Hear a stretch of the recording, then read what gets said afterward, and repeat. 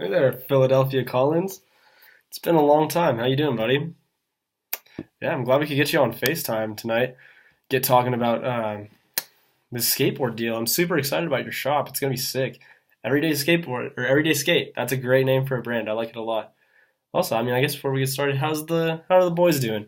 Uh, Jacob and Thomas.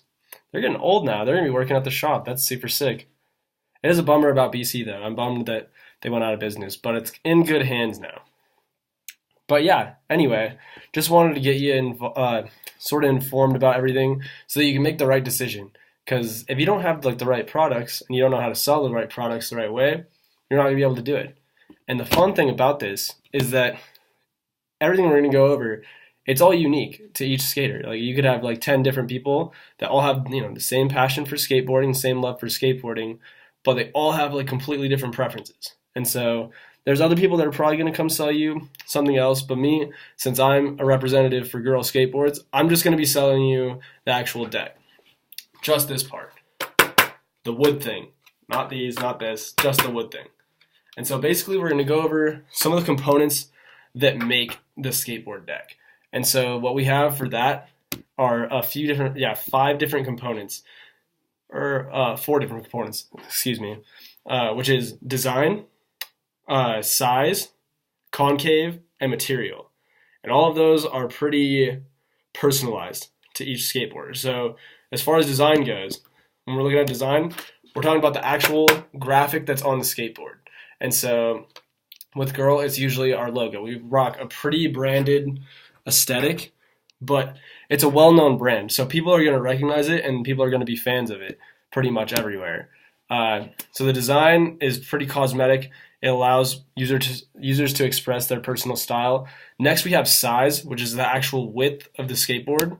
Most common is anywhere between like 7.5 and 8.5 inches, and that's actually just like the width from here to here on the skateboard. And so that is another one. It kind of goes with how big your feet are. If you have giant feet, you're going to want a bigger board. And if you have tiny feet, you're going to want a skinnier board. So that's just like personal to each skater. Next, we have concave, which is a little hard to explain if you don't have a skateboard with you, but I do have a skateboard with me, so it's great. But concave, if you see how it kind of like curves right here, that's what the concave is. And so concave can either be steep or mellow.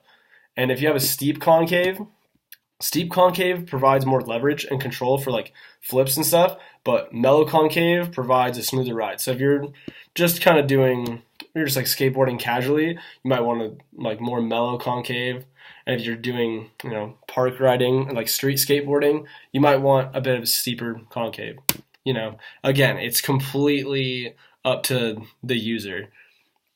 And then next is the material. There's a lot of different types of materials, but we at Girl mostly use sugar maple veneer wood.